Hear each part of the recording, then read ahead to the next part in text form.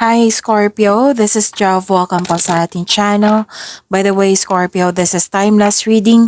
Gamitin ang reading na ito bilang gabay lamang. Kung naka-resonate kayo, comment down. Tandaan, ito ay general reading po. Kunin nyo lang po kung ano naka-resonate sa iyo. This is for you, Scorpio.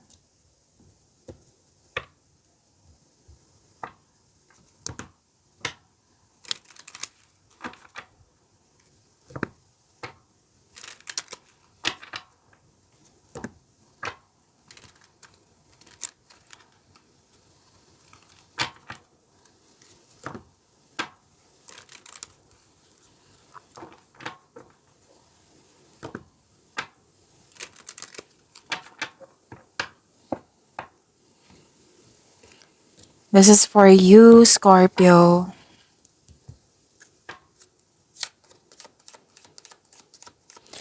Maraming salamat po sa inyong patuloy na suporta, sa mga nag-donate, sa mga hindi nag-skip ng ads, maraming salamat po.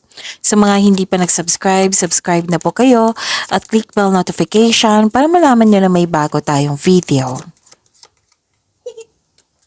Para sa mga gustong magpa-reading, comment po kayo ng personal reading.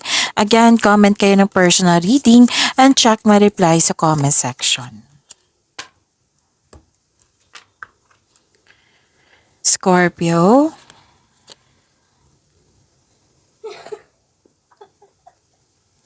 Okay, ang ganda nito kasi harvest. Oo, Scorpio. Harvest time ang nakikita ko dito. Harvest.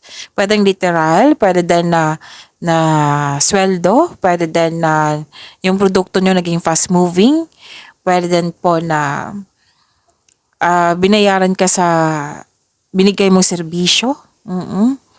So, claim nyo po, harvest. Oo. At may meeting, reunion, togetherness, bonding, special event, public event, pwedeng party. Yan. At may malaking influence ang isang lalaki po. At may nakita ko ditong pwedeng naalala nyo to. Oo, kasi may loss of connection eh. Pwedeng naalala mo siya, pwedeng na-miss mo siya, or pwedeng may nagpaalala sa'yo, or pwedeng mangyayari ngayon na may loss of connection, pwedeng tampuhan, or nag-decide ka na ayaw mo na siyang kausapin.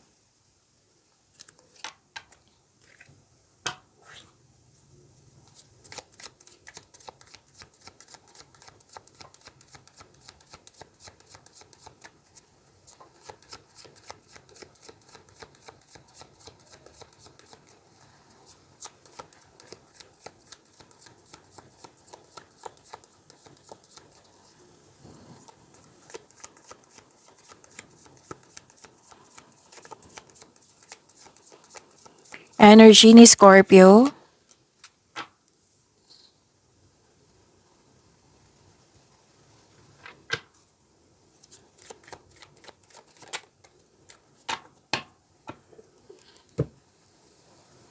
Kung may napansin kayo na repeating message, yan po yung pinupush ng course nyo po. Like for example, nanood kayo sa isang video reading nyo. Monthly ka by tarot reading, weekly ka by tarot reading, first half of the month of September, at dito 10. At may napansin kayo na repeating message. Yan po yung pinupush ng course nyo na kailangan nyo bigyan ng atensyon, solusyon, at aksyon kung maaari po. So, ano yung energy ni Scorpio?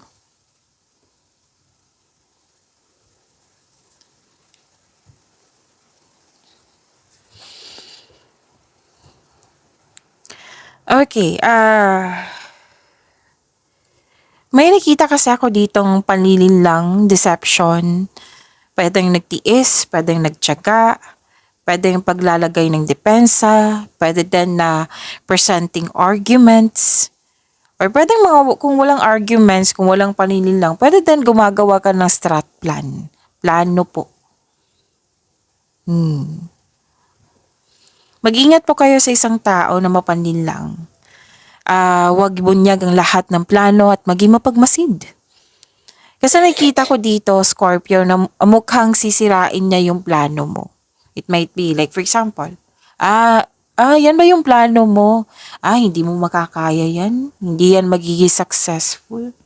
Oo, yan. Pwede. Kasi kung sasabihin niya sa iyo, posibleng hindi matutuloy yung plano mo kasi na-disappoint ka eh. Kasi, di ba, usually, sinasabi natin sa kapwa natin yung plano natin kasi we are expecting na maging yung response niya is a positive, na magiging supportive ito. Okay, so ingat na lang po, sabi ng yung card. And, oo, kasi may sinungaling, nababackstab, may tinatago, may plastic, may taong hindi nagbigay ng halaga sa'yo, may nagsinungaling, mapaninlang. Yung sabi ko kanina, may mahilig magmanipula. Pwede din kung sasabihin mo yung plano mo or ideas mo, may sinabi kasi ang card dito, posibleng sisirain niya, posibleng gagayahin niya, posibleng anong tawag pa? Gagayahin pa rin to eh, yung nanakawin niya yung ideas mo or plano. Or trip niya lang. So, iwas na lang kayo. Instead na magalit sa kanya, wag na lang. Iwas na lang kayo sa kanya kung pwede po. I-put limitation kung, Miss Jav, hindi ko maiwasan siya kasi parati ko siyang kasama. Put limitation. Wag mong tanggapin yung negative energy niya. Kaya nga may sinabi ng card nyo dito na wag mong ibunyag lahat yung plano mo. Para hindi masira, para matuloy. And iwasan nyo din, Scorpio, na magkaroon ng self-deception. Oo. Na like, yung hindi nangyari, hindi pa ito nangyari eh. Or nag-iisip ka na ito siguro yung iniisip niya or ginagawa niya ngayon, na yung iniisip mo na masasaktan ka. So, huwag nyo daw hayaan na masaktan yung sarili mo. Sabi ng card. Lalo na't hindi ito nangyari. Okay? Tandaan nyo po yan. And, okay, may matutuklasan kayong lihim eh. Or, yun nga, may nagsinungaling. Kung taong malapit to sa iyo, like karelasyon, example lang po iyan, Scorpio, mag-usap kayo, maging tapat, be open-minded. What I meant is, maging bukas at makipag-usap ng malinaw sa loob na inyong connection. Maaari din na may hindi kayo close pero na natuklasan mo na hindi pala siya tapat sa iyo, na hindi siya nagsisinungaling pala siya. Hindi siya totoo sa iyo. Okay? And yun nga, umiwas na lang. Wag na lang wag mong tanggapin yung negative energy niya. So maraming paalalang card nyo dito, Scorpio.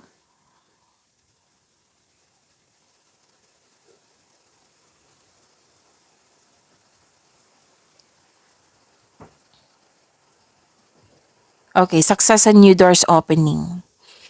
May collaboration nagtutulungan dito. Oh, wow. This is growth and expansion. Okay? Okay, may sinabi ang card niyo dito. May dumating kasi sa inyo na opportunity. Pwedeng project to, gawain to. Most likely, sa career and money mo. Gawain nga, oo. Kailangan mong harapin ito with confidence. Kailangan mong i-increase yung confidence mo. Kasi, naka-align to sa passion mo. Alam mo yung gagawin mo. Tapos, sabi ng card, galingan nyo po para magkaroon siya ng positive outcome sa binigay sa inyo. At kung magkakaroon siya ng positive outcome, magkakaroon po ng recognition, makilala ka, magkakaroon siya ng fame. At dyan dadagsay yung opportunity po. Kaya wag mag-alinlangan na tanggapin itong opportunity na ito. Scorpio. Ang ilan sa inyo, nasa next level na ng prosperity sa matagal nyo nang hinintay.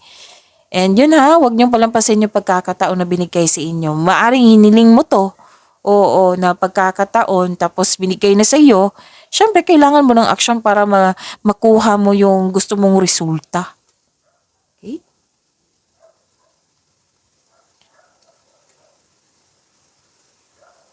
Nag-spend time ka dito sa mga tao. Ito yung nakita ko kanina. Nag-spend time ka sa mga tao na malapit sa iyo, na nabigyan ng inspiration sa iyo, motivation sa iyo. Okay. May travel ako nakikita dito or mag-decorate kayo ng bahay. May nagsabi sa akin ngayon na bibili kayo ng gamit sa bahay. Yung kailangan na nag-decide kayo dito. Nag-uusap kayo eh. Hindi lang ikaw to, nag-uusap kayong dalawa. Oo. New doors opening, right? So, this is opportunity talaga. Huwag niyong hayaan na mawala yan. Kasi kitang-kita ko dito na magkakaroon siya ng growth. Siyempre, kasama na sa inyong pera. Oo. Kitang-kita ko naman interested ka eh. Kaya lang, mas nangihibabaw yung fear, doubt, hesitation. Oo. So, kaya nga sinabi ko kanina sa inyo na may increased confidence kasi kailangan na kailangan ng aksyon. So, kung magkakaroon ka ng, kasi nakita ko dito, fear, doubt, hesitation. Kung magkakaroon ka niyan, siguraduhin gumawa kayo ng konkretong plano. Kasi mawawala yan eh. Fear, doubt, hesitation, mawawala yan. Oo, palakasin nyo yung konkretong plano nyo. Kasi magiging confident ka niyan. Makakatulong yan sa pagpalakas ng yung confidence. So, increase your confidence ha. Kitang-kita ko po yung growth and expansion dito. Kailangan lang po ng action. Okay, Scorpio?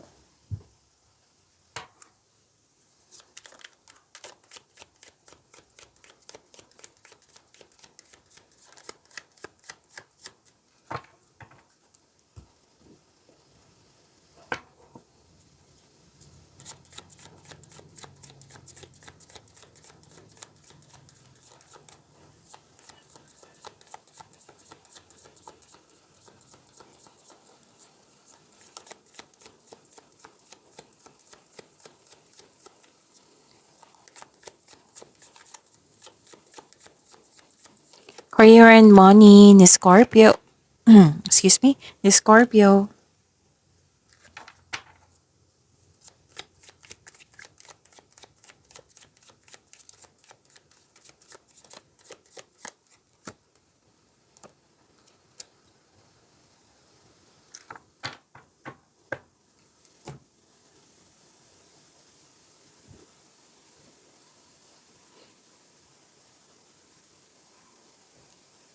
So yung career and money po, nakikita ko dito na you have the power, authority, and protection. Nasunod yung gusto mo, ideas, plano, desisyon, nasunod po.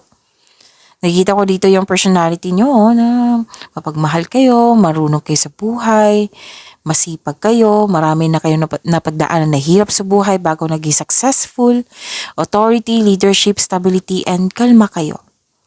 Magaling kayo na leader. Kung hindi man kayo leader dyan, pwedeng leadership role na binigay sa inyo. Or pwede din na what I meant is, magaling kayo sa mga ginagawa nyo. Okay? And may supportive kang mga grupo, supportive yung grupo ng tao sa inyo. It might be this is your co-workers. Malaki ang tiwala ng mga tao sa yung strength and skills. Okay? Strength and skills. Malaki ang tiwala nila sa iyo. You're making tremendous progress in your career or nag-level up ka na sa inyong posisyon, negosyo. Oo. Wow. So, this is good. Ang ganda. Claim niyo po.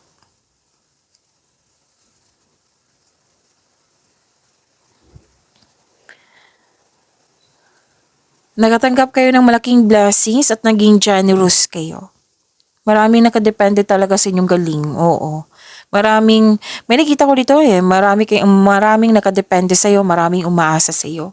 You have abundant in life, Scorpio. Praktikal ka, mahusay sa buhay, maparaan, mapasuporta.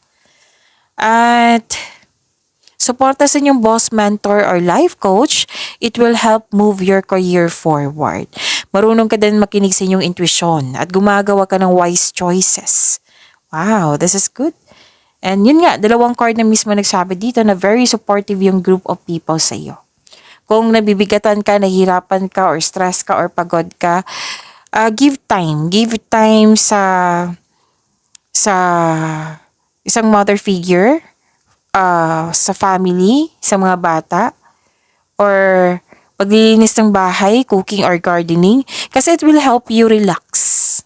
Pero din sa pag-spend time sa nature. Okay, so you have abundant in life. Claim nyo po. Ang ganda nito.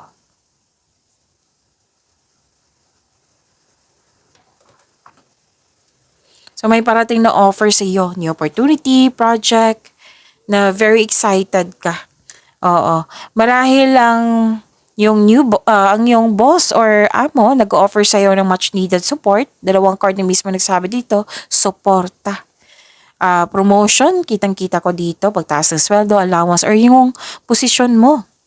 Kung feeling mo stagnant ka ngayon, isipin niyo po yung inspiration mo sa buhay. Kung bakit ka andyan, kung bakit ka nagsipag, para ma-enjoy mo yung mga ginagawa mo. Makaka-receive din kayo ng good news. Okay?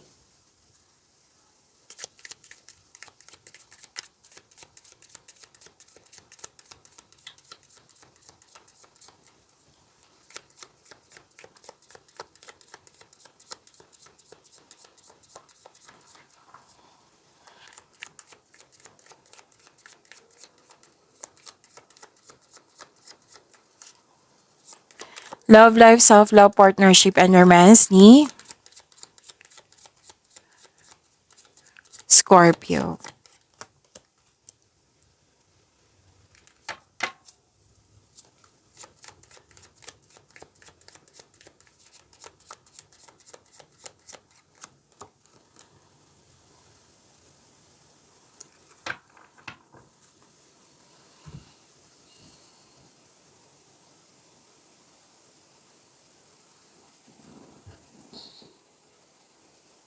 Okay. So love life, self-love, partnership, and romance na may parating na partner para sa mga single na pwedeng aggressive, pwedeng posibleng bata pa sa'yo or youthful pa yung attitude.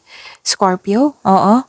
It might be, pwede din ibang sign to ha, pero may nakikita kong nangibabaw yung energy ng isang earth signs, Taurus, Virgo, and Capricorn, or an air signs, Gemini, Libra, and Aquarius. Para sa mga relasyon sa buhay mag-asawa, excited kayo sa coming monthsary, anniversary, party, togetherness, reunion, at nag-uusap kayo dito eh. Inaalala nyo yung dati nyong ugali na may transformation at natuwa kayo sa transformation na ito. Yan, nag-uusap kayo.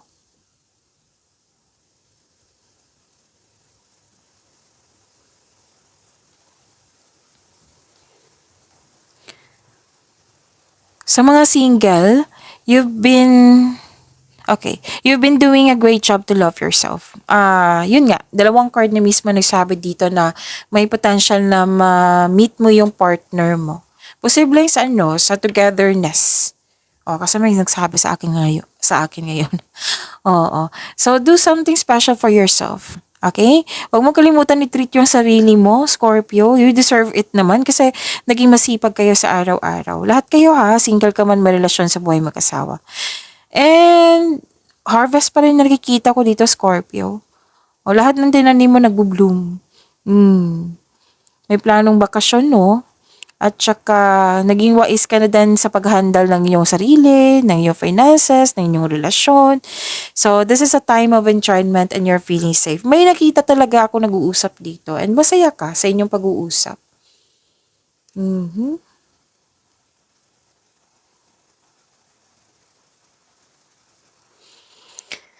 So, this is wealth, family, and inheritance. Maaaring makatanggap ka ng mana or pension, retirement, o masaganang ani ng buhay. So, yun. Same pa rin yung sinasabi dito but different card na nag-spend time ka sa family or group of people. Nag-save ka para sa iyong sarili, sa family mo, or sa isang specific person. May tutulungan kang isang tao, oh. Pwedeng apo mo to, anak. May nakita kasi akong bata dito. Oo. Tutulungan mo siya para magkaroon siya ng future. Okay? And, tutulungan mo siya para magkaroon siya ng magandang future. Tama ko lang. And, sa mga single dyan, papasok lang kayo sa relasyon kung ito ay seryoso sa buhay. Tama nga naman. Diba? And this card na pwedeng ipakilala mo na yung partner mo sa group of people. Kasi nga, sabi ko kanina, may nag-uusap talaga ng grupo ng tao dito. Dito pa lang, di ba? May reunion, togetherness, dito pa lang. Okay. May posibilidad na bibili ng property. Full support yung group of people and I believe this is your family. Pwedeng maghihingi ka ng payo. May tinanong ka dito sa isang tao eh. Pwede din naghihingi ka ng payo sa matanda pa sa'yo or wiser pa sa'yo. Pagyamanin niyo po yung blessings sa binigay sa inyo, Scorpio. See you tomorrow. Maraming salamat po.